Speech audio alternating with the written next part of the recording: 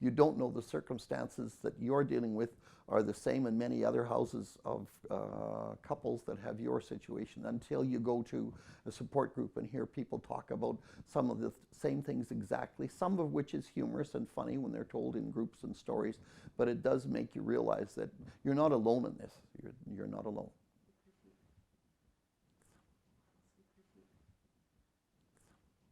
Bruce's career originally was working for CBC in Toronto as music production manager for radio. We met in Edmonton almost 30 years ago. I was interested in learning about his world of music and etc.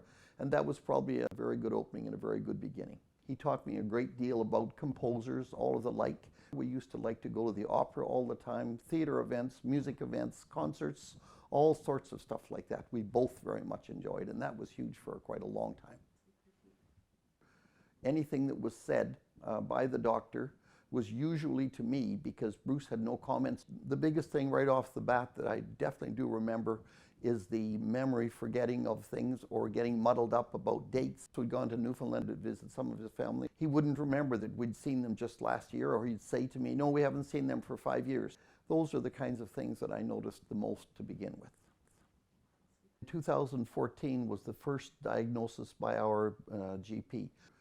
Anything that was said by the doctor was usually to me, because Bruce had no comments to make. He didn't want to ask questions to the doctor, and when we would leave there, it would never be discussed. So it was all on me to absorb it, think about it, understand it, and deal with it. It was suggested that we go to a geriatric clinic. Bruce would not go to the appointment. He told the geriatrics people that he would speak to the doctor first. Well, that never happened.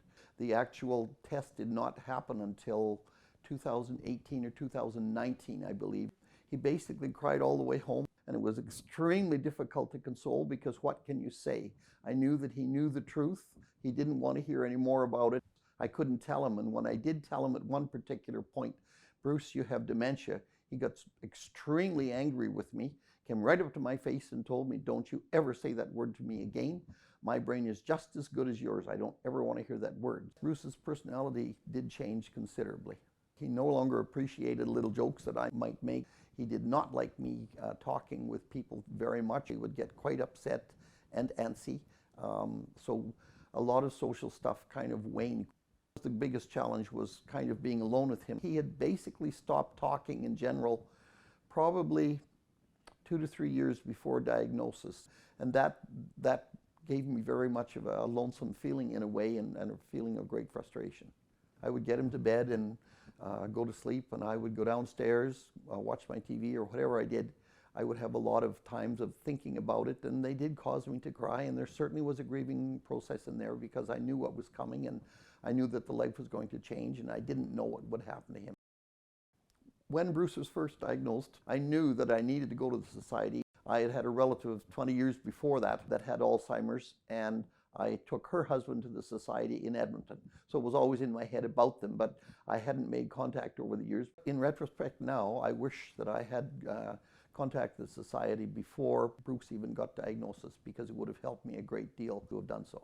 When I did, they called me in to speak with the counselor immediately, and I was in with the counselor the first time for probably 2 hours, and she was most sympathetic and understanding, because I went on about the situation that it was with him before diagnosis. And so the first appointment with Alzheimer's was like a revelation in the world, that somebody does understand, can give me answers, can tell me what it's like, and they gave me the medical part, which I needed the most desperately to understand.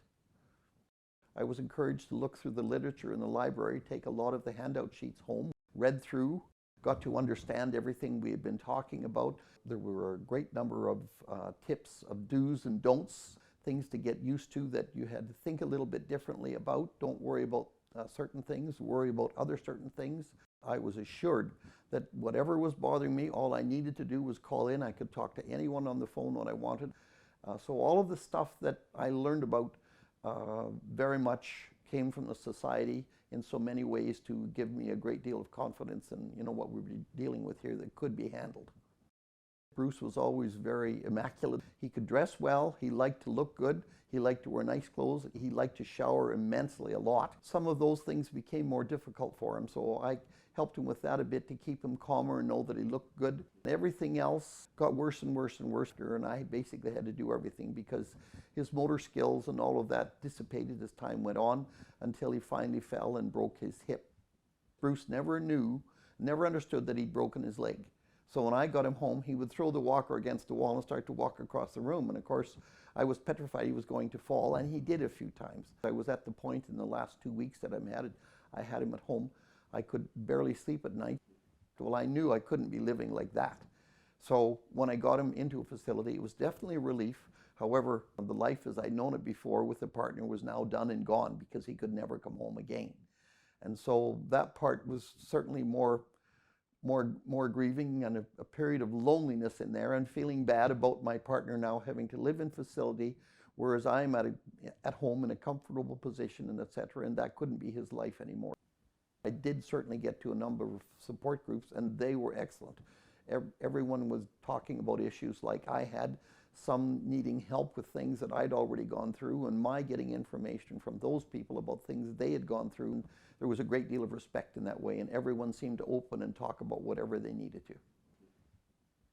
Bruce is in a very good facility. They've been absolutely excellent in helping to get him back to health because he had lost 30 pounds after he broke his hip. He's put all of that weight back on again. The food is excellent. The care is good, and the doctoring and the nursing is good, and they communicate with me a great deal. And all of that has helped to get me through this, to realize Bruce is in a good, safe place and doing as good as can possibly be with the situation of Alzheimer's. The very first meeting that I ever had with a counselor there, she educated me to understand that there were different stages of Alzheimer's. I do feel very prepared. However, I also know that as it changes, and the day that it comes when he doesn't know me anymore will be a huge shock. I know there will be grief.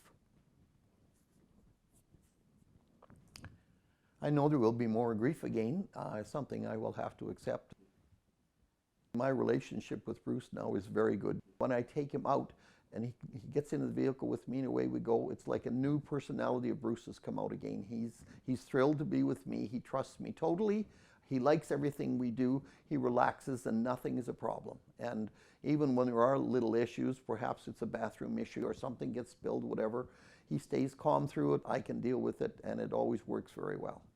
I never begrudge one day of going there to take him out or to help him or deal with him, whatever it is, because I know this isn't going to last forever, and I know that he dearly loves me and appreciates the fact that I do come and help him in his world and in his way.